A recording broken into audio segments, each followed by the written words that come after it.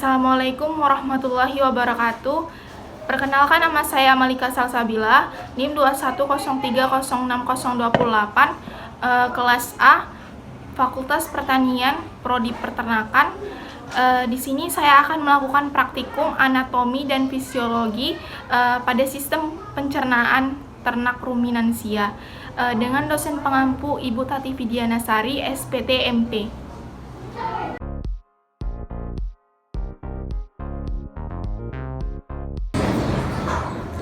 Baiklah, di sini saya akan menjelaskan traktus digestivus pada ruminansia atau sapi. Yang pertama itu dimulai dari mulut. Pada mulut terbagi atas dua. Yang pertama itu dentis atau gigi yang berfungsi mengunyah makanan. Yang kedua itu ada lingua atau lidah yang berfungsi membantu letaknya makanan, lalu merenggut makanan serta menelan makanan. Lalu selanjutnya di sini ada kerongkongan yang berfungsi mengalirkan makanan dari mulut ke rumen. Lalu ada rumen yang berfungsi sebagai tempat sementara bagi makanan yang sudah ditelan. Lalu selanjutnya di sini ada retikulum. Retikulum berfungsi sebagai tempat pengadukan dan pencampuran makanan menggunakan enzim. Lalu selanjutnya di sini ada omasum. Omasum berfungsi untuk menyerap air, asam lemak tertentu dan natrium. Lalu selanjutnya di sini ada abomasum. Abomasum itu berfungsi sebagai terjadinya proses pencernaan secara kimiawi yang memungkinkan sari-sari makanan dicerna dan diserap dengan lebih baik. Lalu selanjutnya di sini ada usus halus. Usus halus itu berfungsi menyerap sari-sari makanan yang telah diproses di dalam lambung. Lalu di sini ada usus besar. Usus besar itu berfungsi sebagai penyerapan air, dan pembusukan menjadi feses. Lalu di sini ada rektum. Rektum berfungsi sebagai tempat terkumpulnya feses. Yang terakhir di sini ada anus, yaitu tempat keluarnya feses.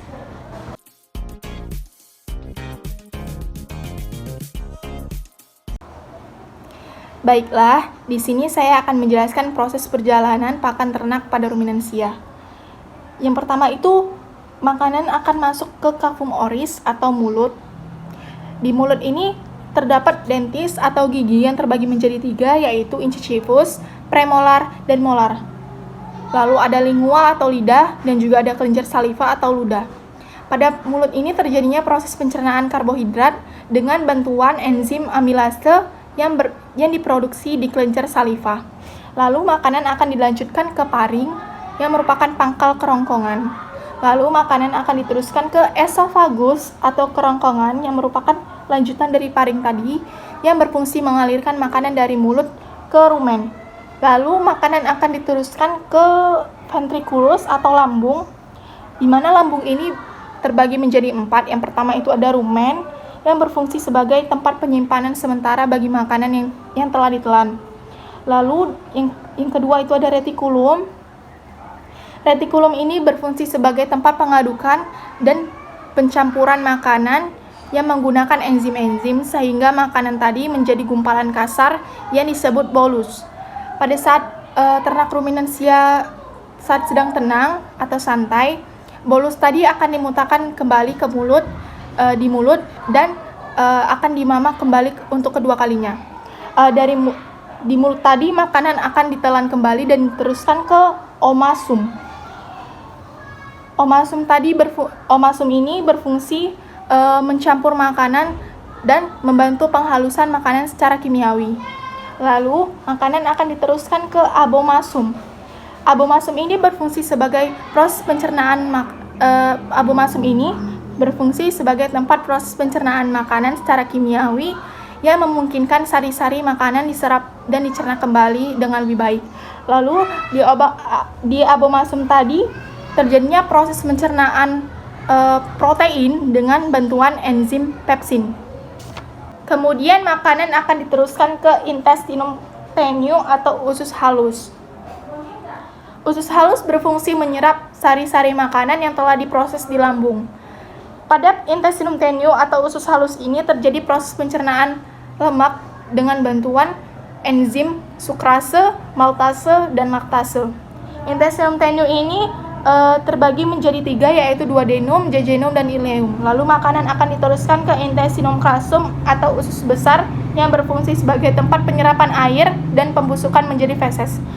Intestinum crassum ini terbagi menjadi beberapa bagian. Yang pertama itu ada cecum yang berfungsi sebagai tempat mencerna bahan makanan yang mengandung serat dengan bantuan mikroorganisme.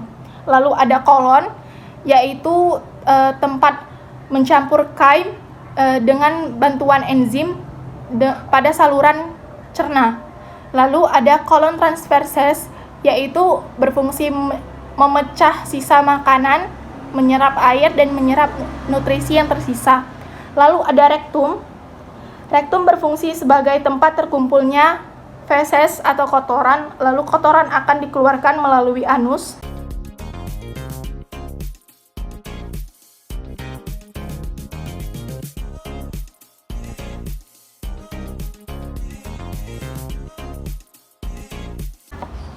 Baiklah, di sini saya akan menjelaskan organ-organ yang terdapat pada lambung. Yang pertama itu ada rumen. Rumen adalah organ lambung yang ukurannya sangat besar sekali, sehingga ukurannya ini hampir memenuhi rongga perut bagian sebelah kiri, sekitar 80%. Rumen ini juga memiliki banyak sekali mikroorganisme yang kemampuan berkembangnya cepat sekali, sehingga ini dapat membantu pencernaan bagi ternak ruminansia. Fungsi mikroorganisme rumen sendiri itu dapat membantu fermentasi makanan yang berupa hijauan yang dapat dikonversi menjadi protein bagi hewan. Fungsi rumen sendiri ini tempat penyimpanan sementara bagi makanan yang telah ditelan.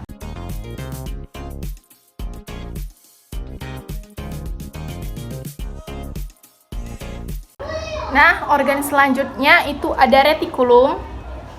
Retikulum merupakan organ penghubung antara rumen dan omasum. Retikulum ini memiliki dinding lapis yang dilapisin oleh epitel yang berlapis-lapis. Retikulum ini juga membentuk gerakan kontraksi memutar untuk mencerna dan mengaduk makanan. Retikulum merupakan organ pencernaan ruminansia yang berbentuk seperti jala. Maka retikulum biasanya disebut dengan perut jala. Retikulum juga berfungsi sebagai tempat pengadukan dan pencernaan makanan yang mengandung enzim-enzim sehingga makanan berubah menjadi gumpalan yang kasar atau yang disebut dengan bolus.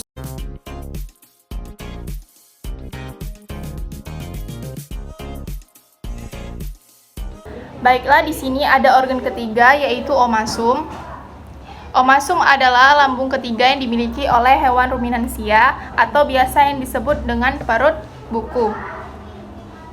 Omasum berfungsi untuk mencampur dan membantu penghalusan makanan secara kimiawi.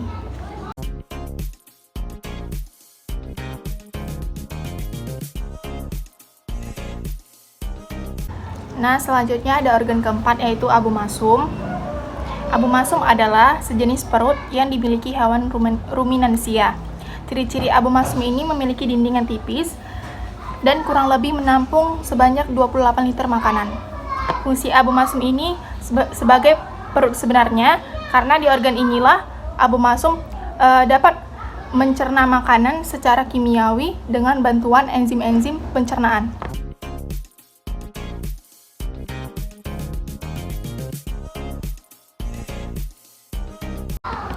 Nah, selanjutnya ada organ terakhir, yaitu intestinum tenue atau usus halus yang berfungsi untuk menyerap sari-sari makanan yang ada di lambung.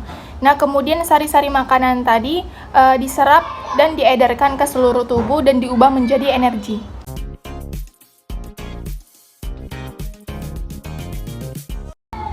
Baiklah, di sini saya akan menyebutkan 10 jenis mikrobiologi beserta fungsinya yang terdapat pada pencernaan ruminansia. Yang pertama itu ada Neoclemasti gamicota yang berfungsi menghasilkan energi yang berpotensi dalam bioteknologi yang digunakan sebagai pencernaan dalam formula pakan ternak.